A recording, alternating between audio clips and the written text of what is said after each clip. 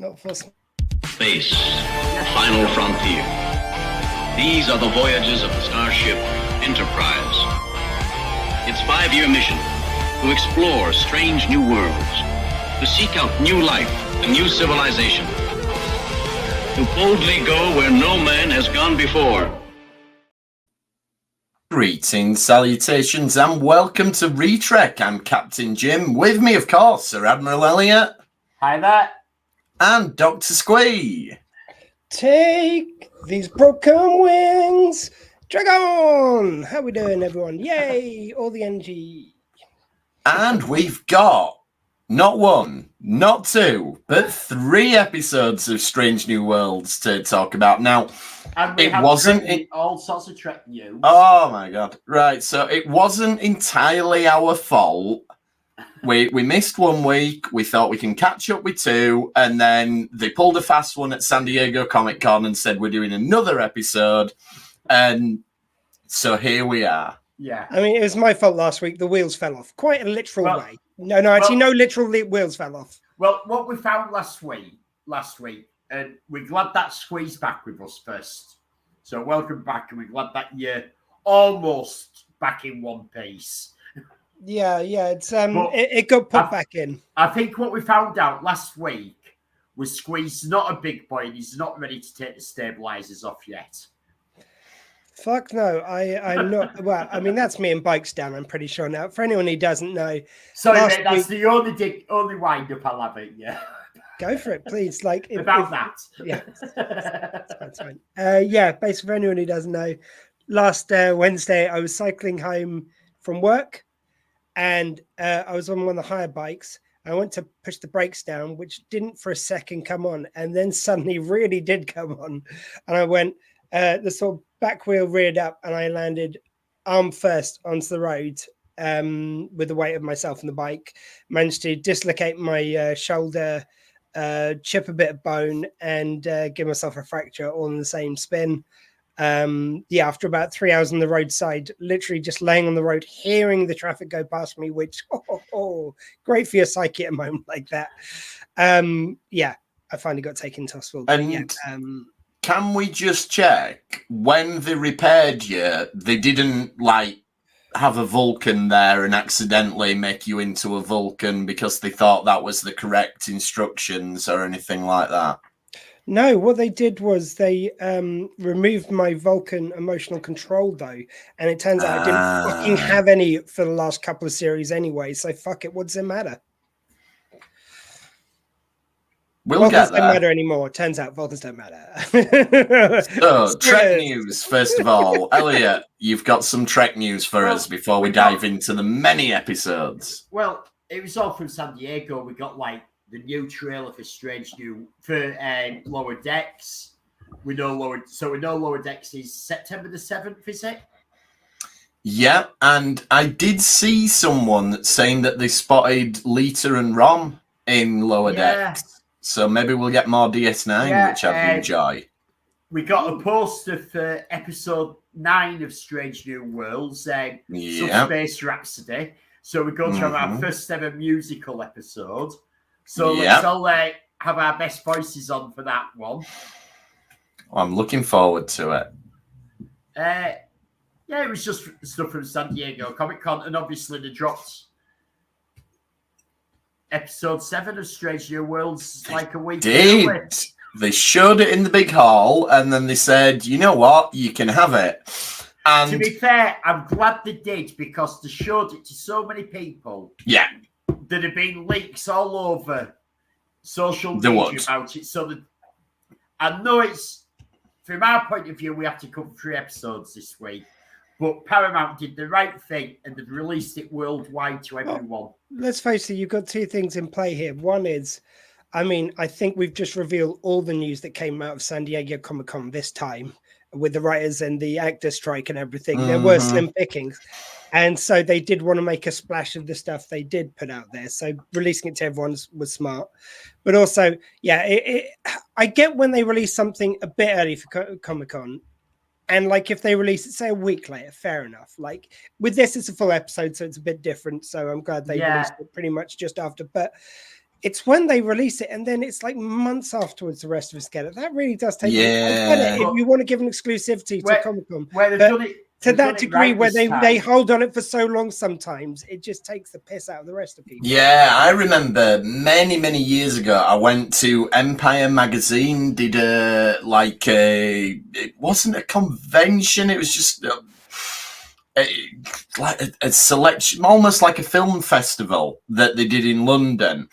And they had one of the big things was like a load of the studios brought the sizzle reel for upcoming films. And we had to sign like a non-disclosure thing. And at the time, it had a clip of the first Amazing Spider-Man film, the first Andrew Garfield one. And it had the lizard in it. And it was the first time like anyone had seen the effects for the lizard, but we weren't allowed to talk about it. And I remember on the internet after that, there were leaks and from like toys, and they were like, "Oh God, the lizard can't look like that. It's shit."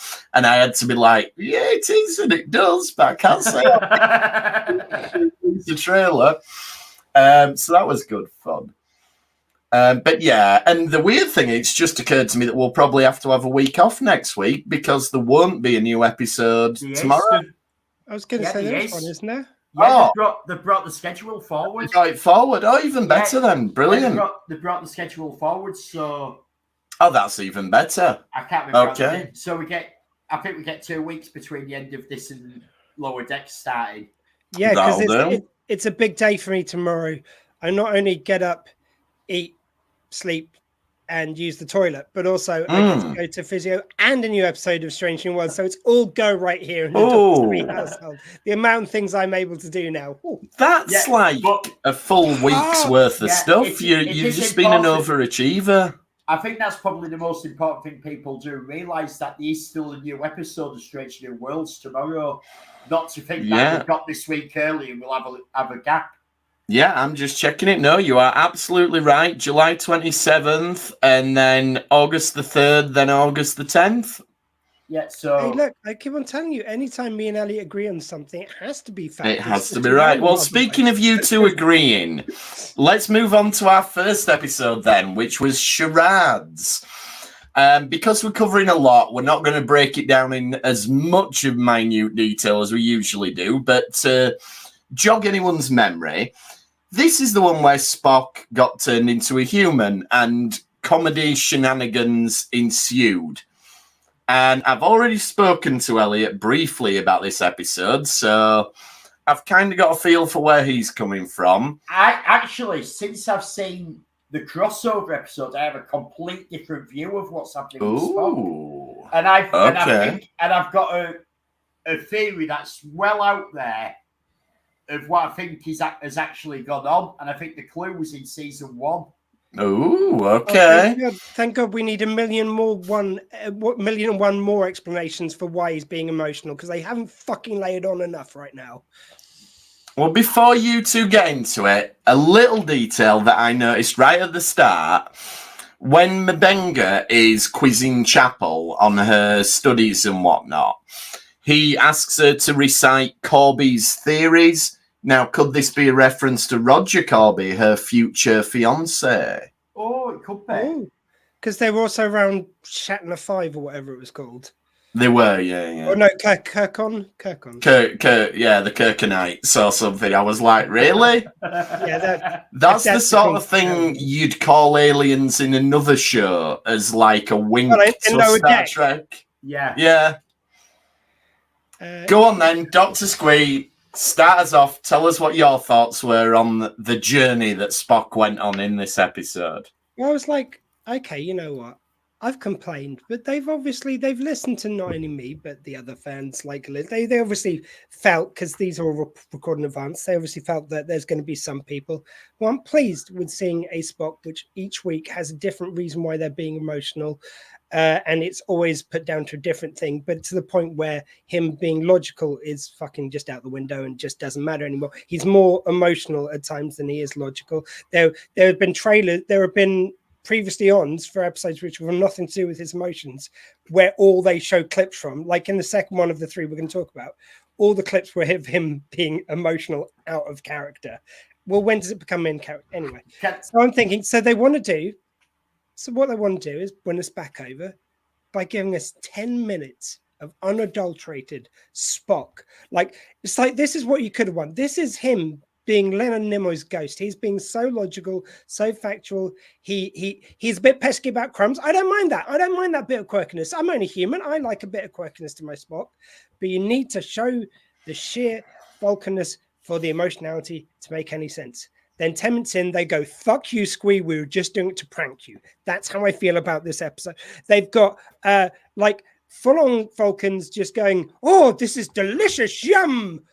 Oh, why are you finding that delicious? I am angry at that, but I don't show any emotions. They literally had, in 2 back-to-back scenes, them going, a Vulcan showing emotions. And then I think it was actually it's the scene before, scene afterwards, when Spock's bride-to-be says, like, how is that supposed to make me feel? It's not, you're a Vulcan, fuck off. That's sort of a little Susan. I hope I haven't given too much away. That's a little Susan of what I think about this episode. See, I think the big clues actually in the crossover episode, because Boimler is actually saying what you're saying. I know. Spock's not right. This is, and you get Mariner as well. What? That's not right. And they're doing what us as the audience. And I think it's very deliberate that all this is wrong. And it's all around Spock, T'Pring and her family. And T'Pring was the jailkeeper of Sybok who's escaped, who has that power of altering people that we see in Star Trek 5. And I think he's at the root of all this. They keep doing flashbacks previously on Strange New Worlds. And they keep showing the Gorn episode where Spock punches the wall. But there's never any flashback to previously on Trek. Always where the episode with T'Pring where he has to fake with Nurse Chapel. They do in this episode. Yeah, they do that. They do it a bit, but I mean, what they're doing at the beginning and stuff. But they never go. They're not once have they mentioned again how Cybox escaped and T'Pring was his jailer. Yeah, I mean that might be, but it's still. And I've got a feeling that all of this that's happening with Spock with the emotions, how her family was acting, how she's acting, that the root cause is going to be Cybox doing something. I mean, I like that. What? But it still doesn't make any canonical sense to have all the Vulcans acting like it, and no one questions it. It's just into Pring's family. Yeah, but then wouldn't right? Even if it was just into Pring's family, what about the rest of the Vulcan society not saying anything to them or commenting on it? There's nothing raised about that. There's nothing about Amanda Grayson. She didn't say shit, which she would notice them acting emotionally first, and she would raise questions. I'm sorry, it still makes no sense canonically, even if they probably are doing that. I'm not saying your theory's wrong. I'm just saying it still doesn't explain shit. Because the writers have even said, look, some of the stuff we're doing with Spock, fans aren't going to like, but trust us, we know what we're doing and it will work. It will make sense. But it involves, at the end of it, everyone on Klingon, on Vulcan having their minds wiped so they don't know about all this. Because otherwise they would have questioned. Well, I do think there's going to be some mind wipes because there's got to be some part where Spock and Nurse Chapel have the mind wipes about the relationship. Because we have that, or Spock does at least, because we see it in the original series when, in Amok Time, when she takes in the soup in, and he throws it at her, and Bones goes, you always trying, but you don't get anywhere. That she obviously has the feeling still, but it's been wiped from Spock. And it's all in this period, something's been done to him. But again, like, why wouldn't anyone on the Enterprise or anyone in Starfleet be questioning, like, they are treating them as if they are being as Vulcan as any version of Vulcan we've ever seen in the original series. That's how they're treating them. No, sorry, 1 second, mate. Let me finish. If they're saying that this turns out to be something else, something external like Sybok, and it'll be all explained in the end, why are the Enterprise crew not questioning any of it so far? Why are they accepting that? But people are, though, a bit with Spock. People are saying that he's... No, they treat him as if he's being Vulcan. They are still saying it's like Vulcan showing emotion, and they've shown emotion 1,000,001 times, and they've not questioned it. They are saying, like, when they were giving him lessons on how to act more Vulcan, it's like, you have to talk even flatter. In a way, he never fucking does, because he's always showing emotion in every episode. They can't leave the emotion part alone. Like, in the original series, the reason why it was so good was they didn't try and make everything about Spock about his emotional lack thereof. He had so many facets, but that kept consistent. So that when you did have an episode where they showed him to be emotional, it meant something, because it's like, fuck, this really is, like, they've done so well of not hitting that button once that when they do, it hits hard. Where they hit it every episode, by the time you get to this one, it means nothing. It just does. I'm sorry, I don't get, like, this should have been a fun little episode, and it would have been fine if they made all the other episodes him being supremely logical and her family being logical in any way. Now, putting the whether they're being logical or not aside, I did enjoy T'Pring's mum and dad's dynamic, how he was, oh, these are nice, and then she's like, oh, I don't think you knew, oh, no, they're awful. And it reminded me of, do you remember the Fast Show where they had the couple, and she'd always go, oh, and I said this was horrible. What did I say, right? Oh, you said it were horrible, love. And it just reminded me of them two. It's like he expresses his own thoughts, and then she says, no, and he's like, oh, of course not. No, that's horrible. I thought that was a funny dynamic between the two of them. I always thought that Vulcans should go, ooh, yummy, before they eat stuff. That's such a logical thing. I love it. It's great. You're right. Well, I think you've also got that a little bit that they're trying to be in a diplomatic way, because Captain Pike's hosting. Mm-hmm. She's not. She's having none of it. Vulcan diplomacy has never involved being emotional. Never. Okay, let's move briefly away from the Vulcans. Something else I liked was the alien, and how it was like talking to an automated message from a call center. It was like, it was a call center. It was like, we've repaired your thing. It's all, but you've not done it right. You are not allowed to put in a complaint after the restitution has been made. And it was just like, nope, you've missed the window to do it. It was almost like they got the call, you made the call, and it was like like you say, an automated one, but it's like press 1, so you press 1 and you get these options. Yeah. Press 2 and you get these options. Yeah, I thought Press that was 3 good fun. This and...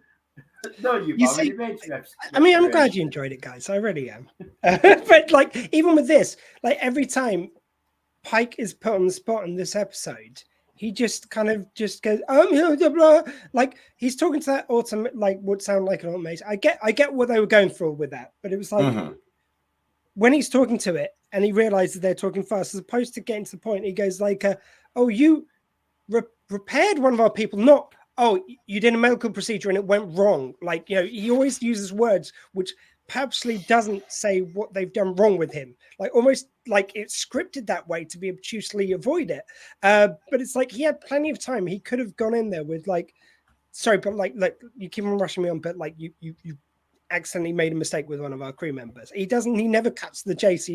And then later on when he's asked about like, oh, so what did happen with Spock? Is like, no, he's fine. He can return to his duties. Or like, you know, it's like, oh, you're meant to be on half shift rotation. He could have just said, it's like, well, he's on a special mission, or he is so wounded from his thing, he can't possibly do a dinner. There's no, like the stakes all feel so forced here. Yeah. Like, it's something straight out of a sitcom plot from the 70s, you know, where the boss has got to come around for work that night. Can't be another night. You couldn't reschedule. You couldn't possibly do this, that, and the other. Like, and like the stakes with Spock, like they talk as if he's going to die if they don't have this done.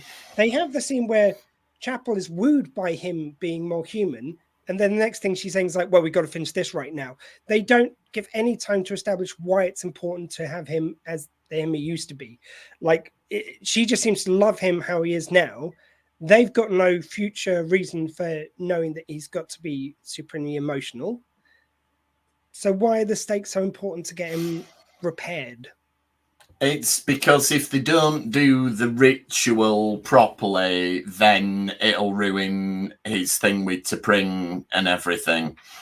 No, I get that. No, but that's two separate things. So it's basically why you couldn't just say, oh, well, he's unconscious. He can possibly be at this dinner. He's like, he's not able to sit at a dinner table. Like, he's not physically able to do this ritual. Or why they say... the implication is that the T'Pring's mother wouldn't accept that. Yeah, but that's so it's possible. forced. It's possible. I know it is forced. I agree. But they do make the thing that because of his missions, he's postponed it so many times that they've taken the effort to actually come to the Enterprise. He's been injured in a shuttle accident, for fuck's sake. I know they're Vulcans, but they're not idiots.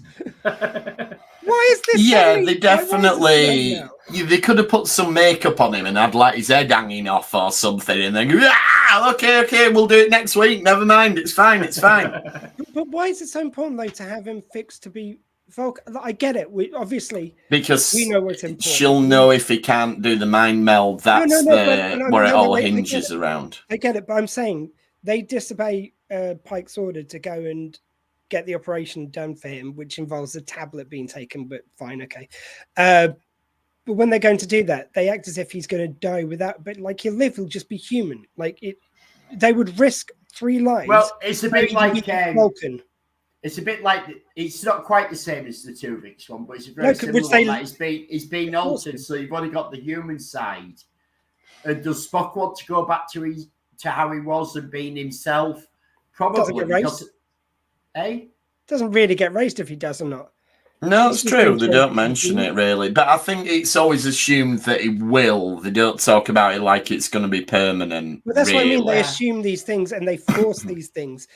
There are really no high-profile stakes where he has to have this and they've got to. Of course, it's if it doesn't get done within 24 hours, he magically stays human. Fine. It all seems very forced stakes to me. That's what I'm saying. It is, and I don't think the comedy lands as hard as it could have done. And I felt the same way with the T'Pring Spock body swap episode. Like I didn't think that played it to its fullest humorous effect either. It was too early to do that. You just met these characters. Yeah. How can you know what's out of character for them? I know we know later Spock, but you are now reintroducing this character. You need to see this version before you swap it. Yeah, the setting up these elaborate situations to get these supposed comedy episodes out of T'Pring and Spock, and the 2 for 2 for me of them being mildly amusing, but feeling a bit like a missed opportunity. But that's just my take on it. What about then the ending of the episode? So we've got T'Pring and Spock have broken up, though we know obviously they're going to get back together at some point in the future. And I did read something actually that said they've been really careful not to have Uhura meet T'Pring, because in A Mock Time, when Uhura first sees her on the view screen, she's like, "Who's she, Mr. Spock?" So they've done quite well to not have those two characters cross paths as of yet. They've kept one bit of the timeline that actually matters. Brilliant. They have. They're happy for Kirk to make, in fact, have a relationship at this rate with Sung's granddaughter. Yeah, I mean, if that does come out, it does surprise me that Kirk, when in Wrath of Khan, when he's trying to wind him up, he could have said, "Hey, I nailed your great-great-granddaughter." Exactly. That would have got a bit of a reaction from him. So, yeah, but anyway, that's for, judging by the trailers, probably the musical episode. We're going to have to talk about that a little bit more. Let's be fair, one-ups, it's like you've got Khan going, I screwed one of your science officers. And Kirk's going, well, I did your great-great-granddaughter. Yeah, you see, just so much they could have argued about that we missed. Anyway, Kirk could have been calling him Grandad or something. Yeah. So much fun we could have had. How should I refer to you, great-granddad or granddad or daddy? Yeah. No. She called me daddy. Sorry, that'll get confusing. I am wondering, though, this is just a long-term speculation, but they have been talking on and off about doing the whole SETI Alpha 5 Khan miniseries. I wonder if Lan will go and join him on the planet when she hears that he's come back, and... Because there's nothing to say she didn't. We don't know after Kirk left him on the planet. And all we know is that after the other planet blew up, that they had the planetary disaster and a lot of people died. So I think that could be an interesting way to finish her story up, that she's going to go try and help her ancestor with this. And then, of course, then we could get the actress as a cast member of this new show. But anyway, that's... Oh, you could have her going to the planet seeking revenge on what he did to the family name. It could be the Wrath of Larn. Oh, yes. Oh, even better. That's why she's called that. You're right. That's what's going to happen. That's what they're building to. Well done. Get that hashtagged out on X. Yeah, so we don't use Twitter anymore. Oh, for fuck's sake, yeah. Just throw out there though. I do like, although it's sort of already been done before, I did like the whole thing of Spock. I've never minded Spock giving it up to his mum. Like, he spends all his life trying to be Vulcan, which is, sorry, the bit which anchored me to him, like, which makes him interesting to me. He spends all his life trying to desperately to be Vulcan to fit in, but I did like something which 2009 Star Trek brought in, which they've used here, of him when it comes to his mum, and if someone goes, oh, your disability, referring to his mum and his human side, that's when he loses it. That's where he does have a line. Like, that is his trigger.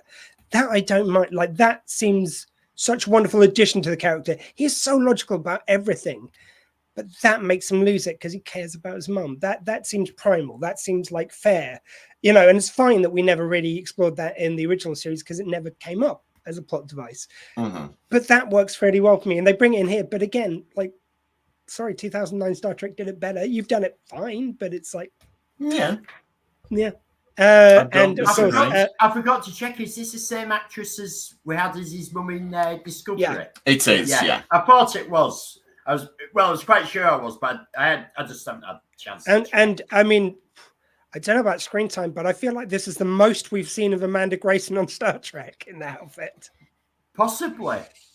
We've never seen a I don't want to sound like a horn dog here or anything, but we've never seen a boobalicious version of Spock's mum before. This is we have now. Yeah. And I thought it was disgusting, obviously, and not appropriate for that time of day. Well, that's your cosplay for your next convention sorted. Yeah, I think it'll suit me. So, it finishes with Spock and Chapel getting to know each other very well, which obviously we're going to have to talk about how this fits in with canon and whatnot, but I think probably we don't spend too much time on it in the next 2 episodes, so I think it's one that we'll have to wait and see how they land it at the end to see how it pans out. Like, here's a question, because we know Sarek, Amanda wasn't his only human wife, that he had other human wives. This is mentioned in is it many wives? Yeah, it's mentioned in Next Generation that he had another human wife after Amanda. Well, there's Perrin and Amanda, we've seen the other but one. I wouldn't. But did he have a human wife before Amanda who could be Cyborg's mum? No, she was a Vulcan priestess. Was she? Yeah, it says she was a. Right, in the original movie when she was in, I think they do mention it. Yeah, they do. Actually, do they say that he was married before? Maybe they do say he was married to her. I think they do. Yeah. So he was married to Cyborg. Yes, Sarek was a player. Sarek had loads of wives. He did. I'm not watching Star Trek 5 again just to check that. So when I naturally watch it the next time, I'll make a note of it, but I'm not going back specially. When they let us do a show at the weekend again, I will be watching Star Trek 5. Yes. Because we have a new show ready to do. Yes. When Trek goes wrong at the movies, Star Trek 5 will feature heavily. In that discussion. Right then, the next episode, Lost in Translation, not the Sophia Coppola film, but an episode, and going by the title straight away, it's going to be in a horror episode. I didn't enjoy this one as much as the comic one last season. I was saying to you guys just before we went on air that when it came to rewatching it to do my notes, this episode felt fairly slow to me.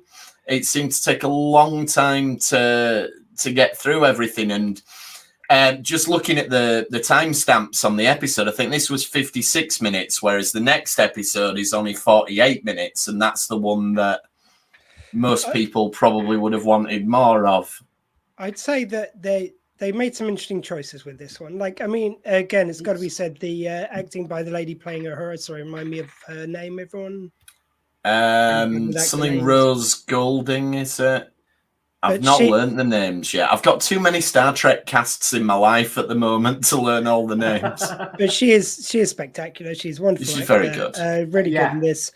I'm never bored when she's on screen. In fact, I say that of any of the performances in this episode, but it's an interesting choice to do this so that you've got you've got the Hemner in there, but like in one video where you never see him being characterful at all. It's all about the training video. Him died, and when you see him at the end, you don't get to have him saying any line. Like, even if they had an outtake in the middle of the like video he was recording, like where they stopped it, they play again, and he says something to her, like almost between them doing so. Let's have a break for a second. Chat to her and said something which inspired her.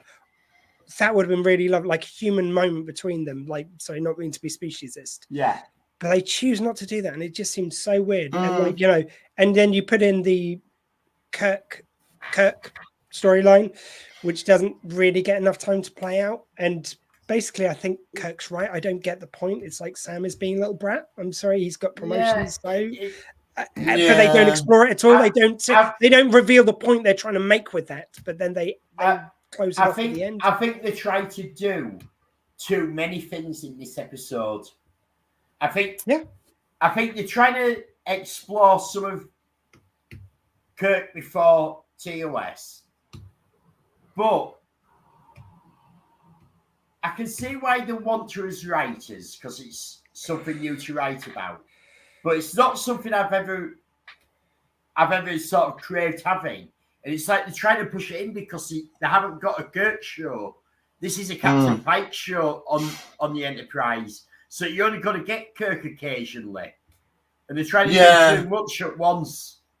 Yeah, I mean, I enjoyed Kirk in this episode. I know we talked about, is it a case that he's been playing these different facets and he's going to absolutely nail it? And I don't think he absolutely nailed it. But I do feel like this is the performance that feels most like the Kirk that we know. Yeah, and I sorry, go mate. You're still talking. No, that's what I was going to say. No, I was just going to add to it that I think the last version is pretty much the version we're seeing here. It doesn't seem like they've really changed the goalposts between that version and this one. And it just feels like he's playing a blinder. I actually really enjoyed the performance. Like, you were saying something which amazed me. He's like 101, I believe you said, Jim. I think. Yeah, I could not believe that actor, Paul Wesley, is 41 years old. Fucking hell. Which makes him He's younger than me. It makes him the earliest actor. At the point that he assumed the role, he was the oldest actor to take on the role of Captain Kirk. But he's playing the youngest version of Captain Kirk that we've seen, and he looks as an the adult. youngest Before someone version. says 2009, yeah, we know. Lost in Translation reminded me of the TNG episode Night Terrors, says Facebook user. Yes, very much so. Night Terrors, and there was a bit of what other episodes? There was like a bunch of episodes you could throw in here, which it kind of we wove together a little bit.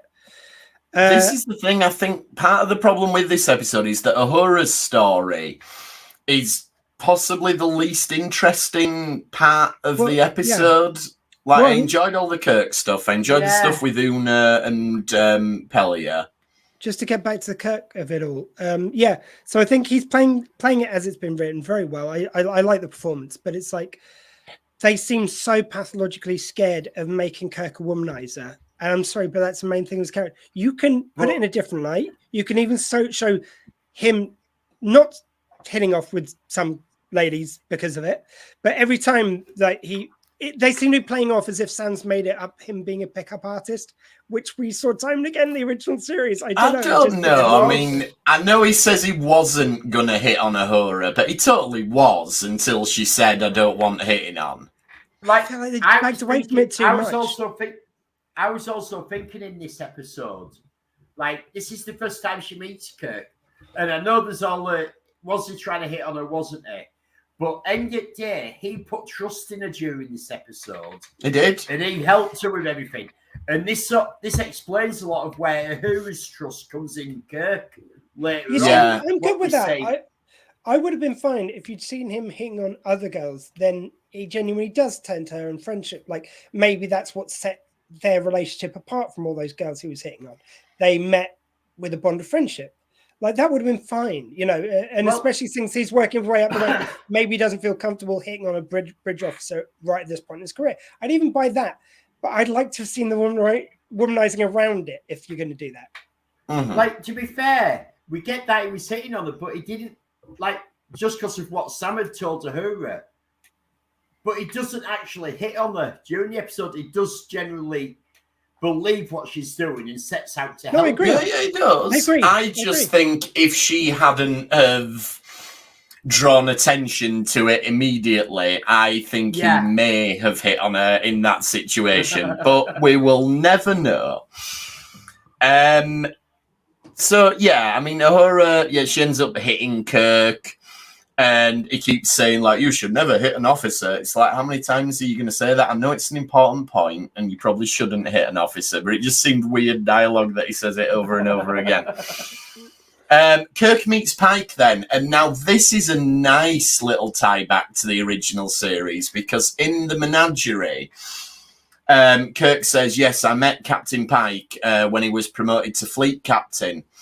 And at the start of this episode, Pike gets, albeit temporarily, promoted to fleet captain. So it's a nice. Picked up on that. That's nice. Yeah. Now the problem arises because what Kirk actually says in the menagerie is, "I met him once when he was promoted to fleet captain." So if they've gone out of the way to acknowledge that, are they going to follow through with that? And Kirk and Pike don't meet again? I guess we'll find out. No, they're saying he met them once. He met him once when he was fleet captain. What if he? I met him when he was promoted to fleet captain. I met him many times when he was doing other things. Yeah, no, they've used shitter excuses on this show, so why not? Yeah, we'll go with that. But I think that's a nice bit of above and beyond that they didn't need to do. To drop that in is quite nice. Then Lan and Kirk actually meet in real life, and she's clearly as taken with Prime Kirk as she was with Alt Universe Space Fleet Kirk. And yeah, I don't think we've seen the end of that. Well, I know we haven't seen the end of that because I saw the trailer for the musical episode. So that's another one I think we've just got to put a bit of a pin in for the time being and see how it all pans out. Yeah. The Uhura thing then, ultimately it turns out that it's an alien species that's trying to communicate in a weird way, and Uhura works it out because she's the communicator. And I don't mind that story, but I feel like Discovery Season 4, for all its faults, in its finale, did do a reasonable stab at the aliens that communicate differently thing. No, it didn't. Yeah, I was going to say, they actually, in one episode, they did what they did over half a series doing this. So yeah, I know. And what I was going to say is that Strange New Worlds itself did the same thing in the Comet episode and did it better and in a more condensed fashion. And I feel like this is the same thing again. And it's like, I like that when we're doing horror stories, we're doing stories about language and about her skills. But we need to mix it up a little bit now because we've had two where it's a weird communication. And this one, to be fair, she just solves it intuitively, really. There's no working it out, or it's just like, oh, right, the community, so this must mean this and this must mean that. And if you're going to do this, you know what, like, again, this is a much better way they could have done it, where you're going to have the flashbacks to Hemner doing the instructional video. How about she starts seeing him next to her all the time? And sometimes he does appear as, like, this dead corpse version. Other times he's instructing her and helping her like he did Yeah. in life and giving her little clues, but he's never quite saying it straight. So she's got to kind of figure out the language he's talking. So it does give you the communication thing, but it does it in a different way. Yeah, I'm sure the actor would have come back to play the part. Well, he did because he's. They did, yeah. He's there in his zombie makeup, but I just feel like the plot. Ostensibly, the A plot of this episode is Uhura and the hallucinations and everything else, but I don't feel like that's given much dramatic weight. It's really Kirk and how he interacts with Sam and how he interacts with Uhura, which is fine, but it takes away from the A plot and just leaves it all a bit meh. I think the A plot was too short for what they were doing. So they've tried to fill it out, but then they've tried to fill it like I think filling it out with the stuff with Sam doesn't make a lot of sense. Oh, they've also got the C plot with New Engineer and with Number One. Yeah, I didn't mind that. Well, which fine, but it's like they then pull on the Hemner grief plot, which she doesn't really address prior to that. It just seems it's weird how it's the answer. Yeah. Oh, I'm annoyed with you because you gave me a C in the academy. No, it's not that. You're upset about Hemmer. Yeah, all right. What you really needed at the beginning was something to do with Hemner's anniversary of his death, for instance. Then everything that happens in this episode calling back to him makes more sense. Yeah. Whereas you've got two threads of plot which don't intercede at all, which both rely on Hemner but somehow being they're remembered both... for no reason. You're right. Yeah, that is weird. And yeah, it's again wonderful to see Carol Kane, absolutely brilliant as new engineer and everything, but just use her better. Damn it! Yeah, exactly. That's it. What's her species called? Lemurians or something like that. There's a theory floating around at the moment that Boothby's also a Lemurian. Oh, Lorian. Is it Lorian? Lorian, that's it. Lorian. Because everyone who's been to the academy is studied with as Boothby's been the groundskeeper. I would like that a lot if that's what they did. And I think that's just It was only in Next Gen times, wasn't it? Well, from when you had. But they always make jokes saying he's always been there. So if they make it canon to some extent that he literally has always been there, that would be good fun. I also think, and we'll move on to the last episode then.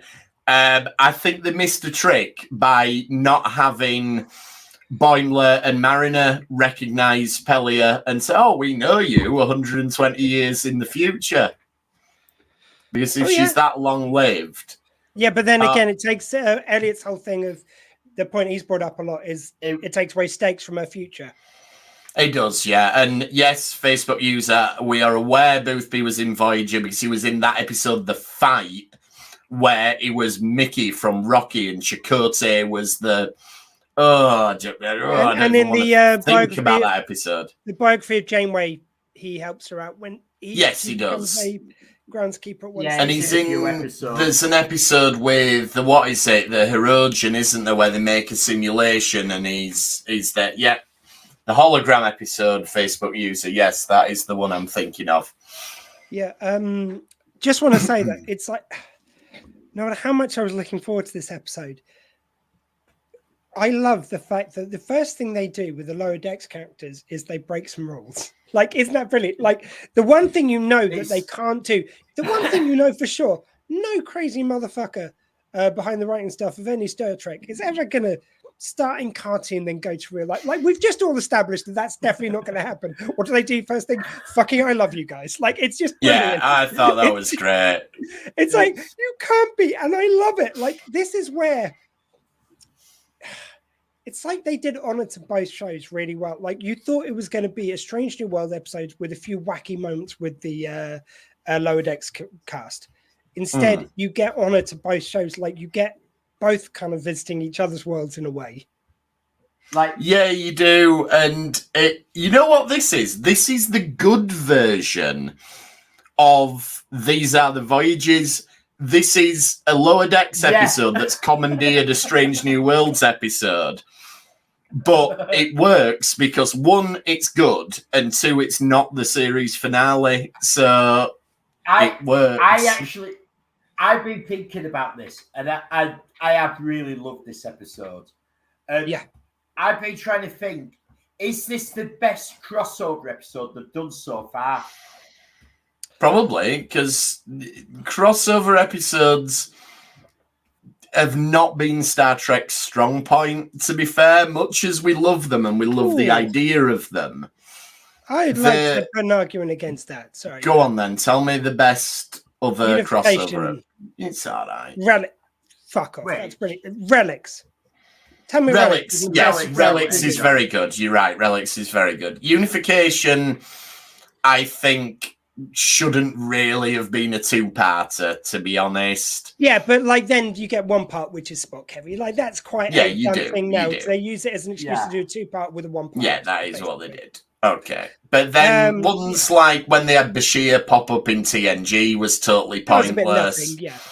I like the one I can't remember its name. The DS9 one where they get the original series Klingons back, where they got Trials and Tribulations. Yes, Blood Oath. Trials and Tribulations.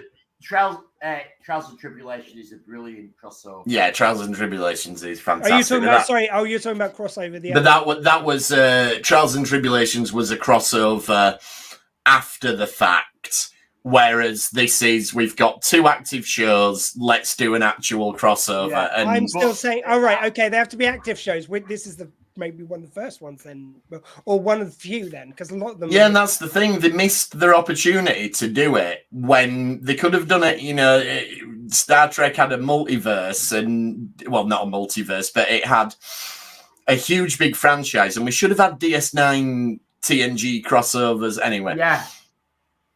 So Facebook user says, I loved how the characters were like their animated ones, the movements and the inflections and Boimler's script. Yes. I think Boimler especially, they both did great choices. So Boimler chose, and he's in more of it. So he got more options, more times when he even did a Boimler walk at one stage. Which was my favorite moment. It's like, no way you're doing a Boimler walk. And it's so far-fetched. It's so ridiculous, but it just works.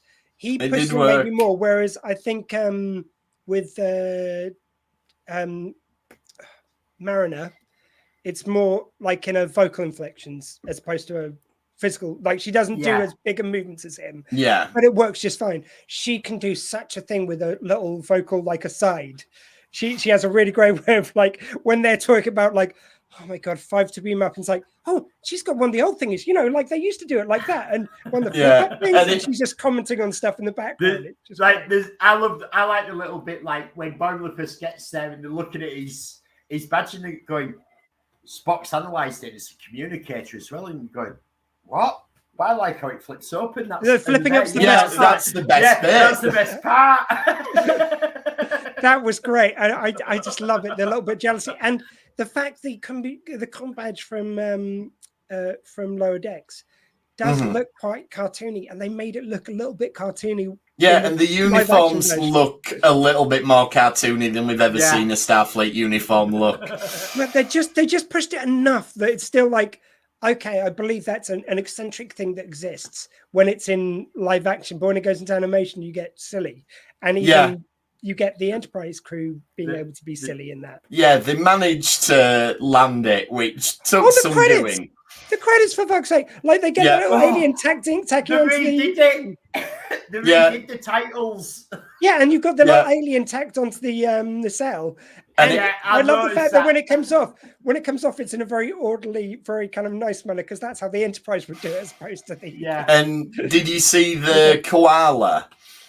The star constellations of the koala, which, as we know, is like the guardian of the underworld or whatever it is in the Star Trek universe. So the koala's the ultimate afterlife guardian of the universe. Yeah, it does seem to me, which I'm still counting that as Star Trek canon. Like I was watching it in the animation on that type. It was great to redo the entire title sequence. Frame for frame as a cartoon instead of what you've done was just beautifully done. Yeah.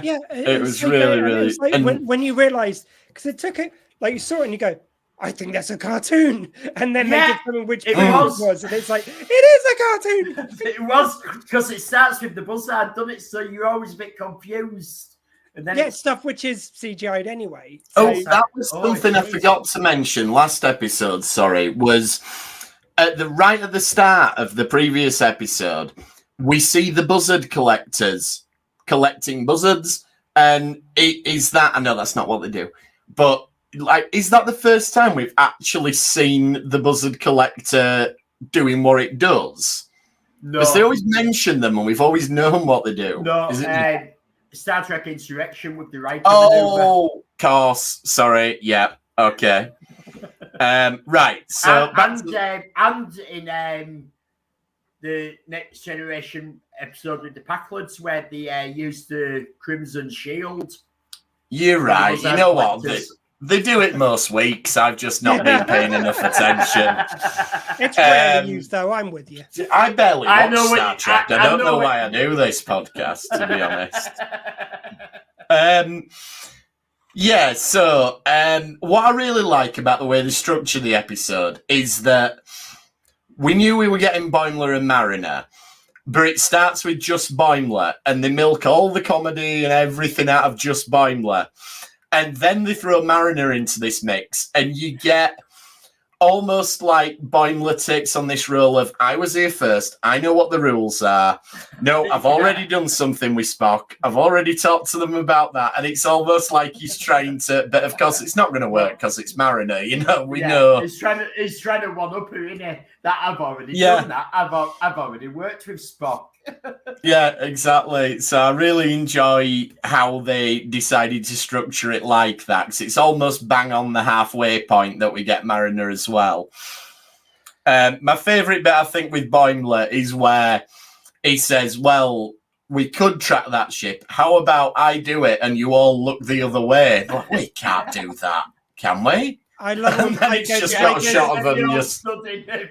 It's Pike going, it's like, hell, I'm going to go with it. Like, I do love that. Pike's like, fuck it, what am I going to do with this kid? Yeah, I like Pike's attitude. Just seems to be, I need to get this guy off my ship as soon as possible. And it's like he cannot help himself with what's happening in the future. Like you can tell straight as soon as Boimler gets there, he's fucking up because he's like, "You're Pike, you're Spock." Yeah, and it's like, could you stop dropping all these things about the future? By Worf's honor, I will. Damn it! Yeah. It does make me wonder. Going back to the Chapel and Spock thing, like, does Boimler create like a grandfather paradox by saying to Chapel, Spock needs to be the logical version, and if that's what prompts the dissolution of their relationship and Spock becoming logical, so effectively, is Boimler the creator of Spock as we know him? I did think when we were midway through the episode, I thought it's like, oh, goddamn, all he's got to do is do nothing for the future to happen the way he knows. Then I was like, oh, the episode, though, Trials and Tribulation, the episode which is giving, because that very short scene gave us so much about time travel, because it goes like, are you saying this is predestination paradox? Are you saying that you were always meant to travel back? Like, they give about 3 or 4 different types of time travel, saying there are different rules of time travel just within Star Trek. That opens up the box so wide for different stories and stuff. It's brilliant. And it pays off again here. Yeah, the idea that Boimler of all people could be one of the most pivotal figures in all of Star Trek history, I find very amusing. Well, this episode again is dripping with kind of like it bakes in Star Trek morals, which I think actually Lower Decks is one of the best ways for doing, because they right at the beginning you've got Tandy talking about being like scientists coming from Orion. Mm-hmm. That gets paid off, and that gets given so much respect. Such a Star Trek message: don't pigeonhole someone, don't judge a book by its cover, don't think that's all something can be. Which is quite funny, because in the original series, that's all. Like, it usually species were one thing. You're a warrior. That's who you are. So it expands that even further. And they've also got. Sorry, when they're when they're in the future, like with the idea of Boimler has made this difference, as you say, the smallest of us can make the biggest difference. Classic Star Trek message, and such a huge, profound one to be said in such a small way, potentially, depending on what they do with it. Like, what was I say? I was going to say about Tandy, though, with that being a scientist. And we do see her mother was a scientist, and she's right. But she goes, who do you think made the spaceships? Who designed them? Of course, we've got to have scientists, to have warp drive and all these other things. You can't just be pirates. Can I ask a question about that? Because the pirate scientist guy at the end. Now, honestly, when I've been watching this, first time I watched it, I think I definitely still had the Auromorph in my system, and the second couple of times I've had quite a few strong painkillers going on, so I might have missed something. He right at the end goes, "That's all I ever wanted." Does he ever say that he wants Orions to be more scientifically minded? Did I miss this scene? No, but he does say right at the start with Pike that we're a science vessel. Yeah, he claims that, but then it seems to be subterfuge. But you have Tandy as well at the beginning, and she's going, everyone assumes Orion's a pirate. No, I know, but then he does something practical. But then right at the end, it's like when Pike goes, yeah, we can put to history, you did find the portal and be recognised as the scientist who found it. And he goes, yeah, that's all I wanted. I think maybe that's it. But those don't I think maybe he steals the portal because he wants to claim that he's discovered it, and they take that to be an act of piracy. What I'm saying is, though, you don't tie any of that together. So, this is my trust me, I love this episode, but this I think is a weaker point because, you've said, like you said, Tandy at the beginning does set it up that there must have been scientists. You got him going off with a thing and then coming back. I just would have liked a line for him. I know what you mean, yeah. I did that out of desperation because I'm sick and tired of no one believing. Yeah, it does look like he acts very piratey in the middle of the episode, certainly. And they don't explain that. They don't. He also looked very. He looked very Ming the Merciless to me. If they did a live-action version of Defenders of the Earth where Ming's green, I think this guy would be. They've done with the Orions what they did with the Andorians in Discovery, and a darker green than we used. It is a darker green, yeah. I don't think darker and glossier green.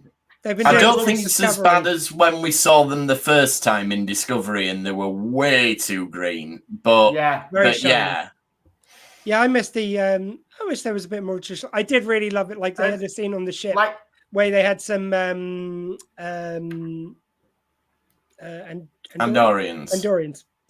They had some they looked kind of like a bit of a crossover between the classic Andorians and how they've done them. Yeah, more CGI, but it was all practical effects. It was just so nice when they're walking past. But as Andorians, they look so much better than what we saw in Discovery last season. Yeah, they did. No, what I'm saying is that they were just so just there, and they were just look practical effects. They made it look a bit more pretty than in the original series, but essentially they looked like the original series. It was just really lovely to see them going past. I wanted that from the Orions. Yeah, well, it's like Enterprise kept the same colour for Andorians as what we saw in the original series. Yeah, but and then Discovery completely changed it to dark glossy blue. But now they've toned it back and come back to what we used to. I wonder. In the Enterprise, I found the independently move antenna a bit distracting. Like, if there's, I don't want to get too much into Discovery, so we're going to be talking about the final season of it quite soon.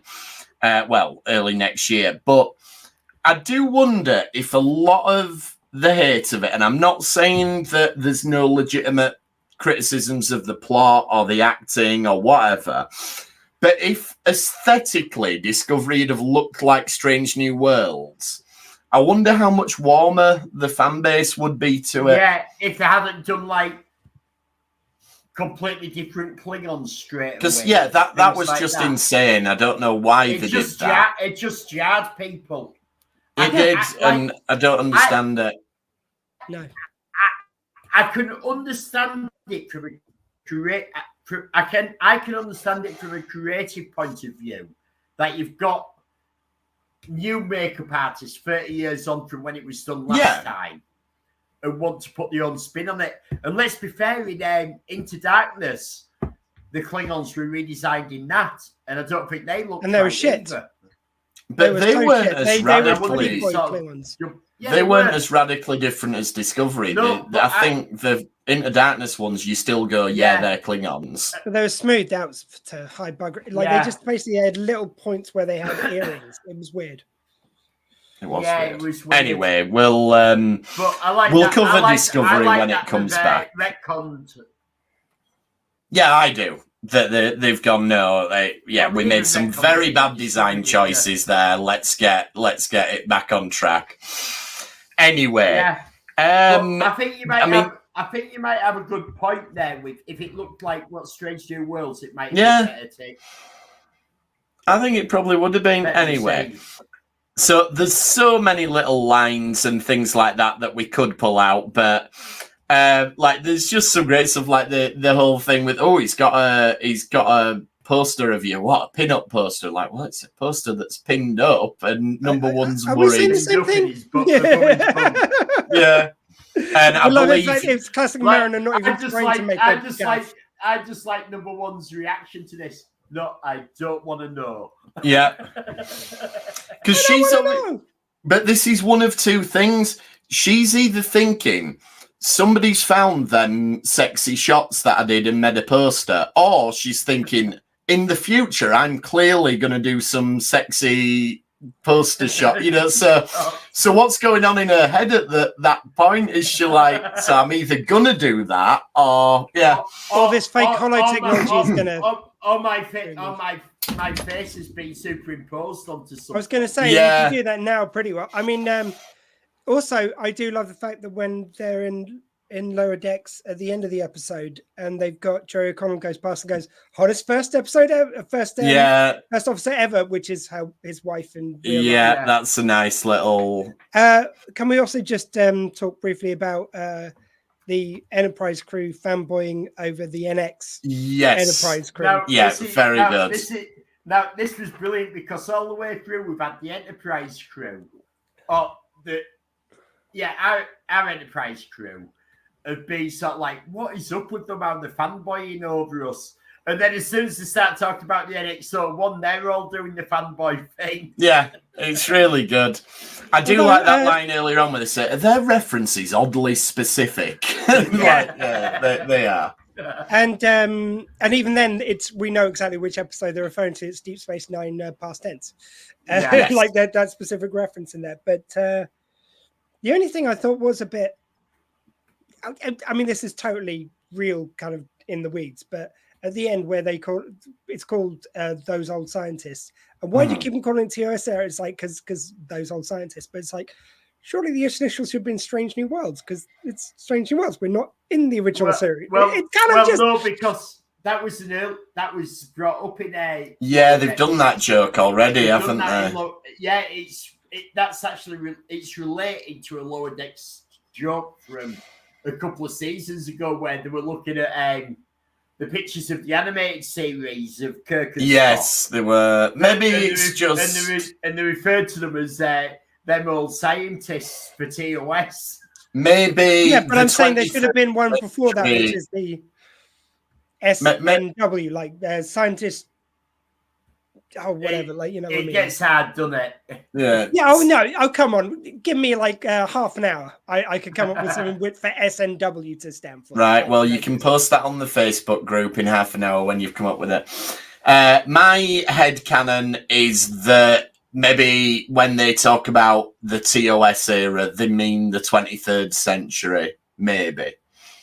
Yeah, I don't know. It would have been interesting to have expanding the joke to a Strange New World. Yes, it would have been. Yeah, I did think that for a second. Yeah, but the joke has been explained in Lower Decks previously. So Lower Decks is doing its typical thing of referencing other episodes, which it does a lot. Yeah, but here they're referencing the entire title is referencing one of Lower Decks previous jokes in an episode. You want Slade to eat its own tail. At the end, he goes like, "Oh yeah, does he call it TOS like the those on scientists? It's just after the S&W. Like then you."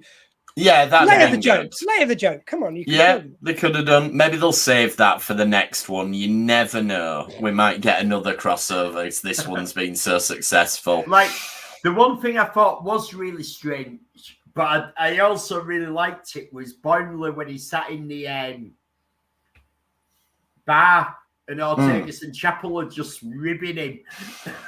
That's fun because it's like they're the lower decks of the Enterprise, and so they're sort of drawn to him. But yeah, when they're winding him up, that's really good. And they become very cartoony in that, which is really nice. Yeah. Now, I think this is really clever because we've now got an explanation in canon for why Lower Decks looks two-dimensional and cartoony compared to the rest of Star Trek. What, because they're all pissed on Orion?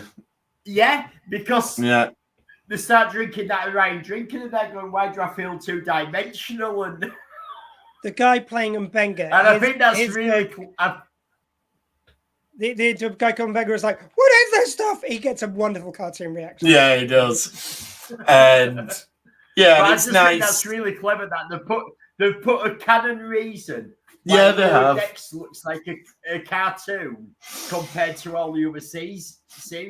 That's it, and it's one of them. Like, you know what? It'd be fun to finish it with them in the cartoon, even though it don't make perfect sense. But let's just do it because it's a bit of fun. Just on that stuff, I like the fact that was. I don't. For me, I didn't think it was kind of on the whole of Strange Lower Decks, but I thought in Strange New Worlds it worked for me.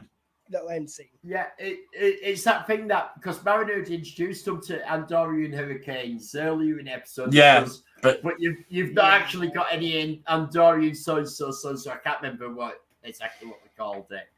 And then at the end, the captain give us a bottle and we're drinking this, but we feel like cartoons now. And why does my arm do this? My arm shouldn't be waving like this.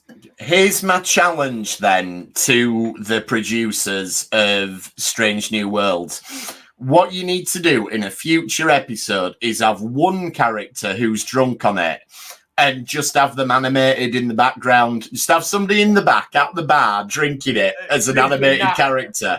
And don't even draw attention to it. Just drop it in the background. Oh, no, on the way past, they order Hurricane. On the way back past, they're a cartoon. Yeah, they're a cartoon. Yeah, exactly. Yeah. And the internet will explode, but you know what? It'll be funny. It'll be a little Easter egg that's playing. Yes, this is now canon that you feel like a cartoon when you drink this shit. And which there's obviously the Lower Decks crew or the foreign it begs the question. Is it Costandis and Orion? So she's got all the four friends drinking these Orion. So your theory now is that they're drunk all the time. So it's only these four that are actually seeing the world as a cartoon. Right. Okay. I like it. We're getting very meta, but I'm up for that. Although I'm just going to say, I'm really glad they're paying off, which I've been saying since Star Trek 2009.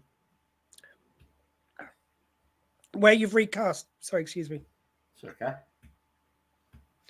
Where you've recast the original series, that's a perfect time where you could just have so many choices of people coming back and forward through time from original series to next generation, all the way through. And finally, their son payoff. It would actually be really nice for them to do it on a non-active show. Why not have them in live action going to Deep Space Nine? Why not have them going to Next Generation? Like, God, for God's sake, I've said it so many times, it's still true.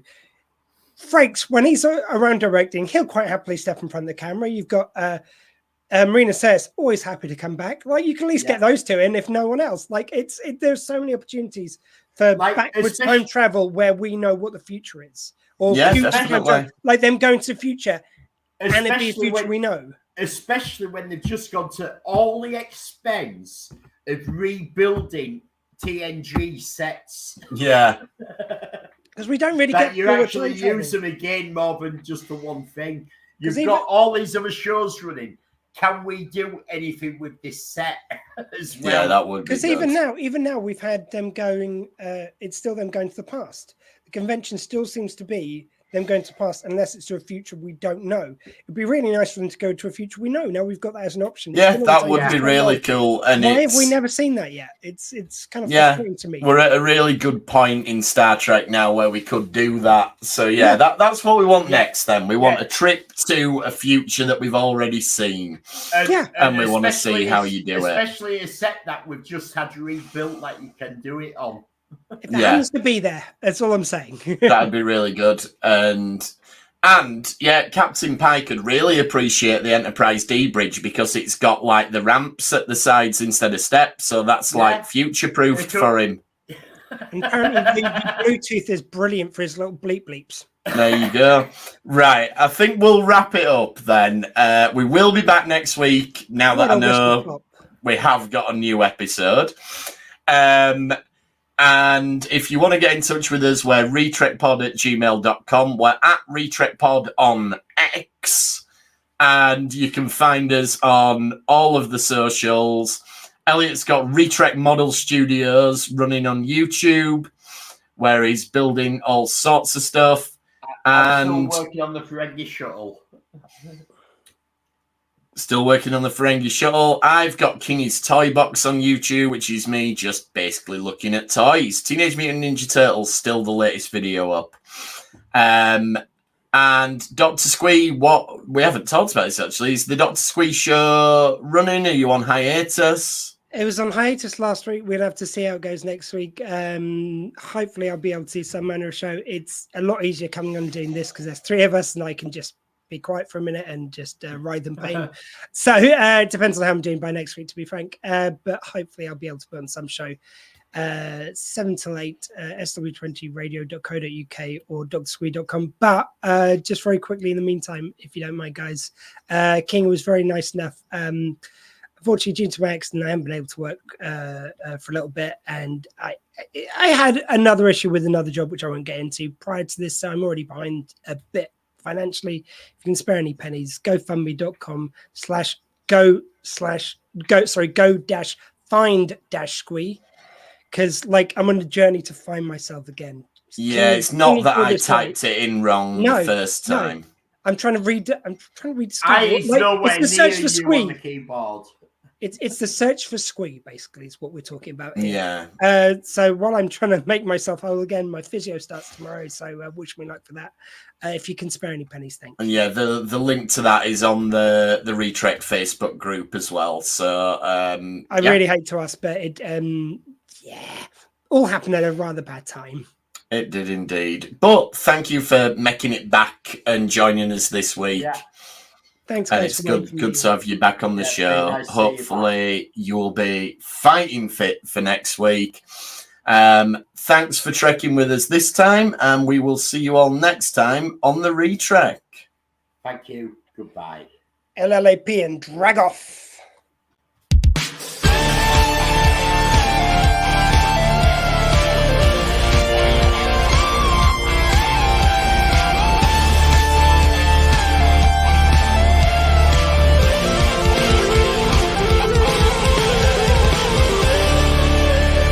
Fascinating.